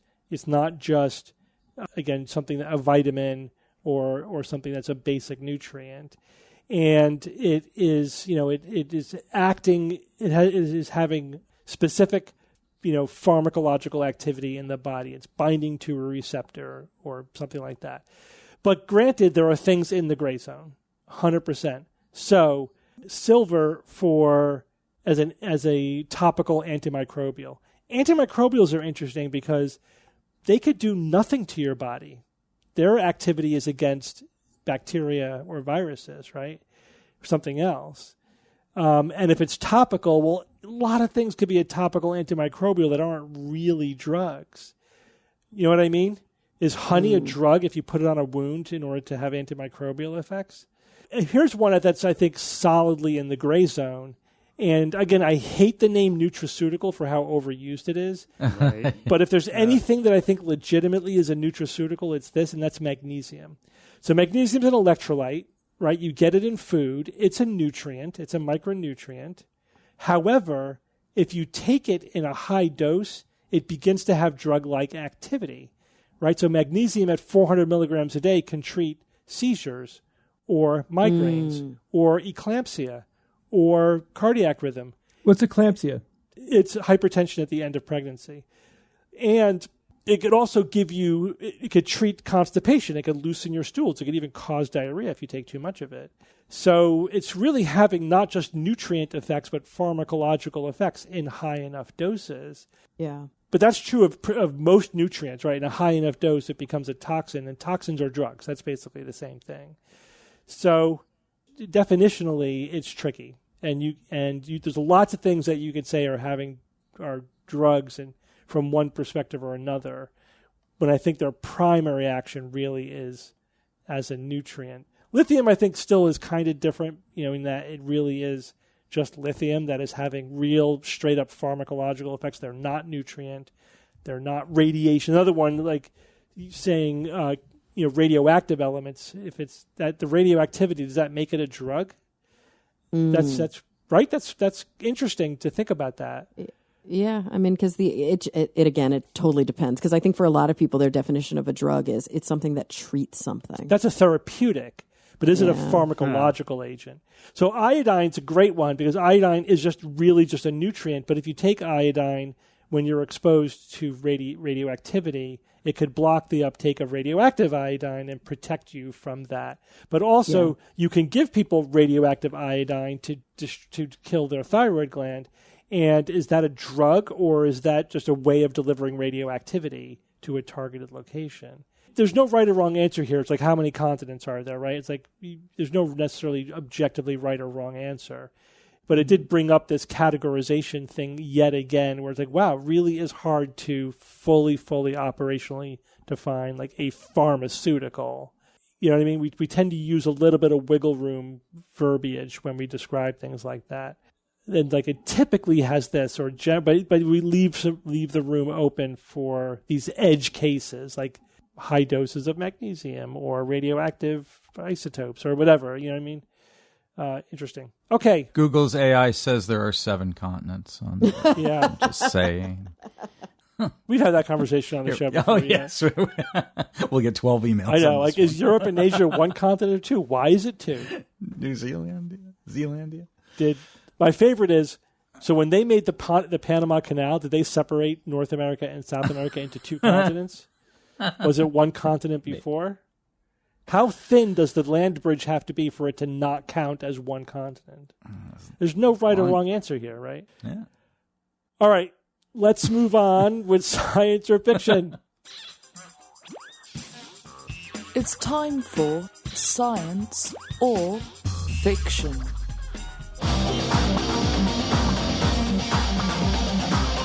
Each week I come up with 3 science news items or facts, 2 real and 1 fake, and then I challenge my panel of skeptics to tell me which one is the fake. Just 3 regular news items this week. Y'all ready? Yep. Here we go. Yep. Item number 1, astrophysicists have published exact solutions to Einstein's gravity relativity equations that allow for pre-Big Bang cosmology. Item number 2, scientists observe a unique supernova that observationally confirms for the first time the layers of different elements that make up the deep internal structure of massive stars. Item number 3, researchers have created a protein qubit that can function inside biological systems and potentially be used for imaging inside living cells. Jay, go first. Okay, Steve. Astrophysicists, they have published exact solutions to Einstein's gravity relativity equations and that allow for pre-Big Bang cosmology. I mean, come on. Do I even have to read the other ones? I don't know about you guys. Like, that just seems utterly impossible. That's what the cow said. Item number 2. Scientists observe a unique supernova that observationally confirms for the first time the layers of different elements that make up the deep internal structure of massive stars. I completely believe that one. I think that one is science. Researchers have created a protein qubit that can function inside biological systems and potentially be used for imaging inside living cells. A protein qubit. I don't understand that. A qubit is the fundamental component of a quantum computer. It's like a bit to a conventional computer. They created a protein one. That's incredible. I don't know, Steve. I mean, I got to go with the first one here about the astrophysicists. I mean, how could they absolutely claim that they can do? Nope, That one's the fiction. I can't imagine that there's anything based on reality with that. Okay, Bob. Exact solutions to Einstein's gravity relativity equations. I mean, just pre-Big Bang cosmology. Well, that allow? Oh, man, you're just... Fuck. Oh, man. That one might be worded in a way that allows for pre-Big Bang cosmology. Let's see. Bob's brain went bleh. Two sounds reasonable. Let me see, but even this one, you've got a supernova, a unique supernova where you could actually see the layers, where you have enough information. I mean, and we're talking about a supernova that's almost certainly not in our galaxy, and they're getting that level of detail. But was it a see? But even that one's tricky. And then the third one, really a qubit inside biology that doesn't interact with the environment in microseconds. Where are you getting this crap? I mean, this would decohere in moments. It would be utterly useless. That's why you need super exotic conditions for qubits. Whether it's typically ridiculously cold that can function inside. Yeah, you just did some tricky bullshit here, and potentially be imaging. I mean, I'm just going to do some meta crap and just go with the star and say that that's fiction. I don't know what to think about any of this crap. So I'll say number 2, the layers, that's fiction, because there's some tricky stuff about the other ones that make them somewhat reasonable, because they don't seem reasonable right now. Okay, Kara. Yeah, I'm always trying to look for language that you're using. Obviously, I don't really know enough here, but okay, it's pronounced qubit, right? Qubit, yeah. Yes. Qubit, yeah. So a protein qubit that can function inside biological systems and potentially be used. Okay, so right. How long is it functioning? How long does it last? That's really left out. So that's okay, maybe that's possible. The first time is interesting in the supernova one. So scientists observe a unique supernova that observationally confirms. Okay, so there's an observation there that confirms for the first time the layers of different elements that make up the deep internal structure of massive stars. That sounds like something we absolutely wouldn't be able to do. I would think that we need, that this is all inference. And then I have my take, okay, astrophysicists have published exact solutions to Einstein's gravity relativity equations. What is an exact solution to an equation? I don't even know what that means. But my guess is that that's a real thing in physics. An exact solution is something. And that if they did an exact solution, it doesn't mean they solved the grand unified theory. It means that they have some sort of solution. So I think I'm going to go with Bob on this, because it feels like that the observational confirmation for the very first time seems harder to achieve. Okay, and Evan. A cubit was the length of measurement for Noah's Ark. So therefore, that spelled one differently. About protein qubits must be the fiction. No. I will just jump right to it. I'm going to join and lock arms with Jay. And I have a feeling that, exact solutions. I think exact could be the key word here. About that, and it almost sounds, how this is written, Steve, that if this were to have happened, this could have been some kind of enormous news in science, and I don't know. I haven't seen it cross my desk, and so therefore I'll use that personal bias to declare that it is fiction. All right, so even split. So you all agree on the third one, on the qubit one. Researchers created a protein qubit that can function inside biological systems and potentially be used for imaging inside living cells. You all agree that this one is science, and this one is science. It is science. No. Oh, my God.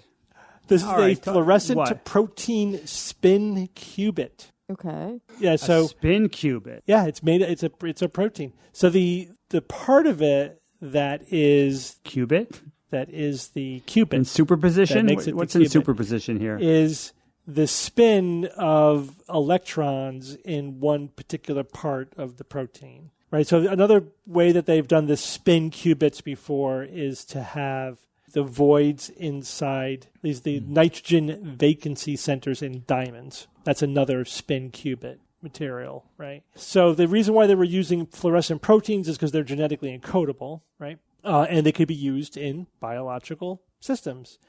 So this could be potentially used to make a quantum sensor, and it functions at room temperature, right? And that therefore they could use optically detected magnetic resonance in order to image even inside living cells potentially.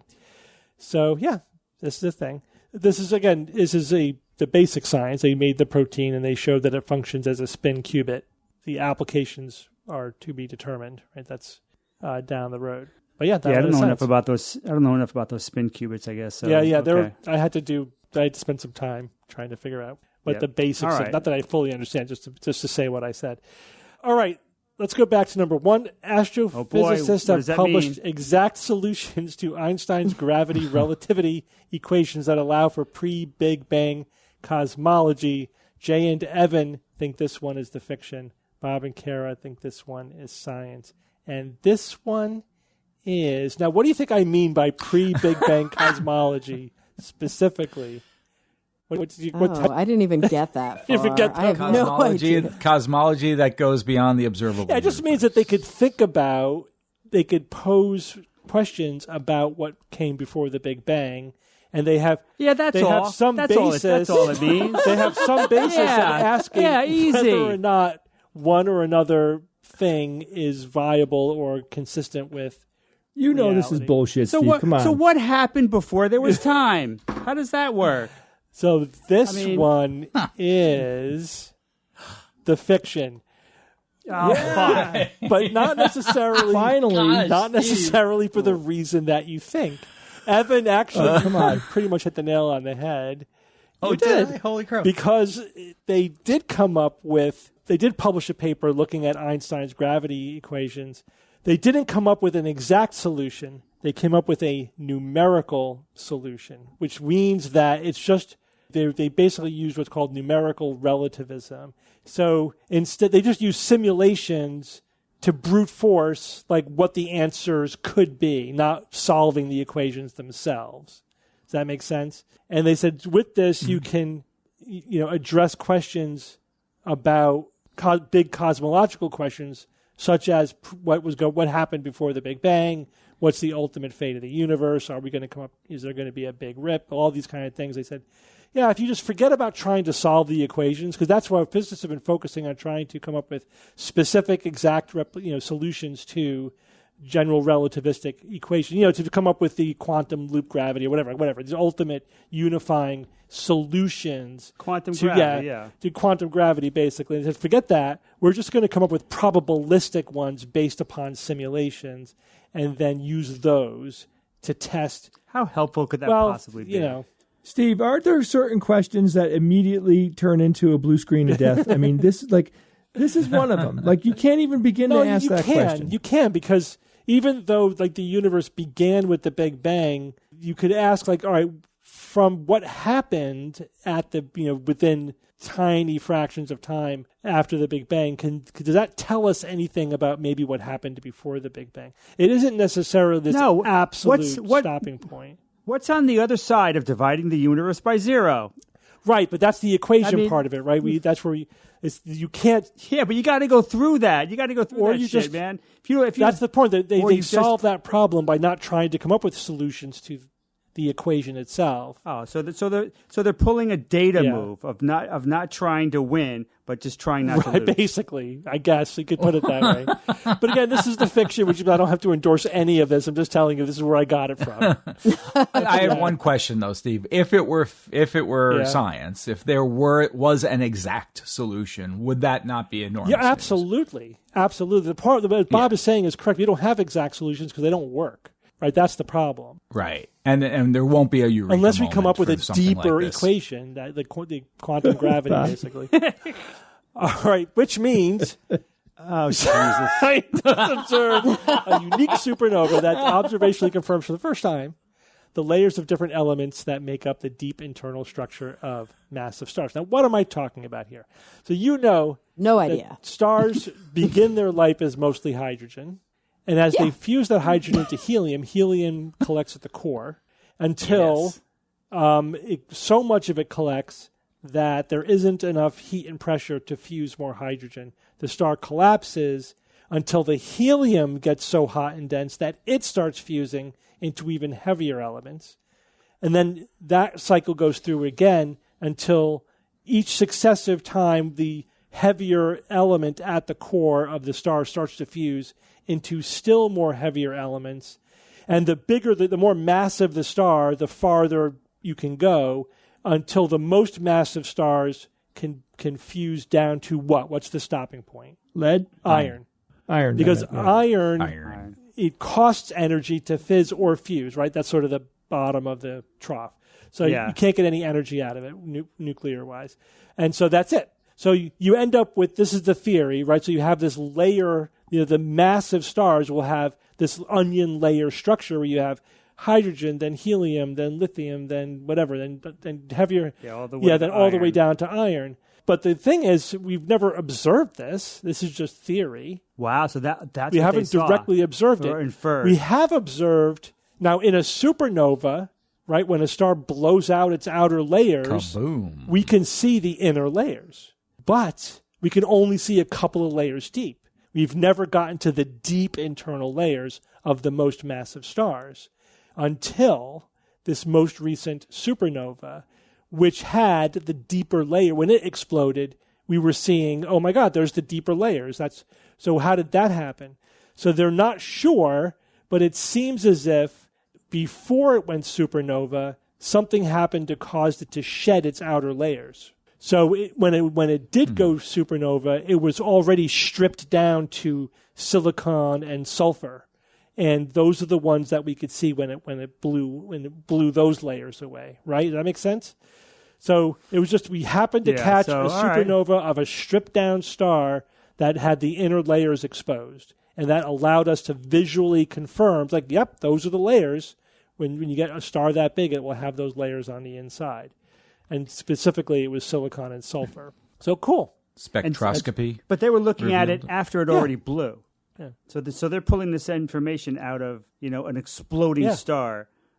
So that's really cool. Do you know what they were using for that, Steve? They use spectrophotometry, the Lick Observatory and the Keck Observatory. Oh, the Keck. That's the one in Hawaii, right? The European Southern Observatory. So they had multiple observatories collecting data. Cool. I didn't realize that we didn't really have any observational confirmation of that, that notion. Pretty cool. Yeah, but if they could detect all those layers after the explosion, why can't they detect those layers with a regular I guess because they don't get blown with away because they just collapse, I guess, into the core. You lose the outer layers. So that's the thing. They didn't know if these inner layers could themselves explode into a supernova, but apparently they can. Yeah, that makes sense. But they didn't know that before. Can we get back to the fact that me and Evan won? You guys did it. Good job. Thanks for leading the way, Jay. I appreciate it. I thought you might be a solo win this week, Jay, but Evan joined you. Good for him. No, I'm happy to be joined. These were 3 hard items I got this week. Very, very. They were effing ridiculous. Yeah, but you guys have been kicking my ass this year, so that's what you get. Give me a break. Yeah. All right, Evan. You're welcome. Give us a quote. I should have just totally gone with the pre-Big Bang bullshit. That's what should have made me pick that. He's going to be talking about this that's all the one night. that made your brain kind of go That was right, just Bob? like, So no way. But see, Steve is evil. I can hear him chuckling. This is really going to get Bob.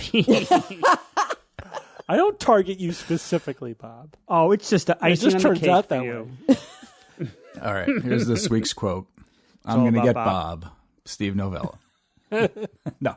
The human understanding is unquiet. It cannot stop or rest, and still presses onward, but in vain. Therefore, it is that we cannot conceive of any end or limit to the world. But as always, as of necessity, it occurs to us that there is something beyond. That was written by Francis Bacon. Very, very early scientist. He was pretty awesome. English philosopher, born in 1561. He died in 1626.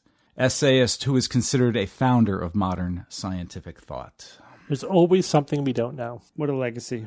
Right, and you keep going, and it's unquiet. You never rest, you never stop. That's the nature. We have to keep going. We can always learn. There's always, 100% of the time, more to learn. Yeah, what that comedian, O'Brien or something, he said, if science knew everything, it would stop. Right.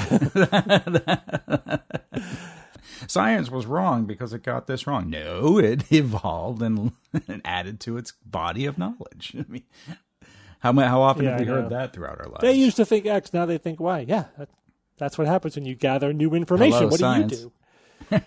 Yeah, right. Welcome to reality. Doggedly stick with your old beliefs, no matter what, I guess. All right, well, thank you guys for joining me this week.